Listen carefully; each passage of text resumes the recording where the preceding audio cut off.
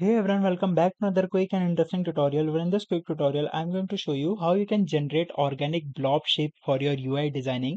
It will give a very lively look for your website. For example, if this Windows wallpaper, somehow these wallpapers is also designed using that blobbed shapes. So in order to generate the blob shapes, all you need to do is to just simply open any browser, and in the search bar you need to search for blobmaker.com. Just simply search blob maker, and here this website which says blobmaker.app. Just simply open this website, and from here you have multiple changes settings.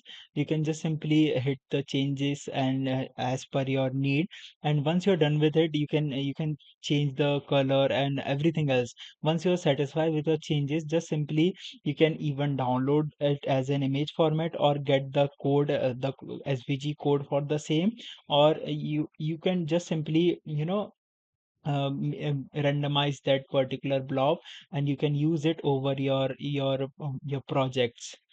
All right, so that's it for this video. I hope this video will be very helpful for you. Make sure to hit the like button and subscribe button for more such informative and quick tutorials. See you in the next one. Take care.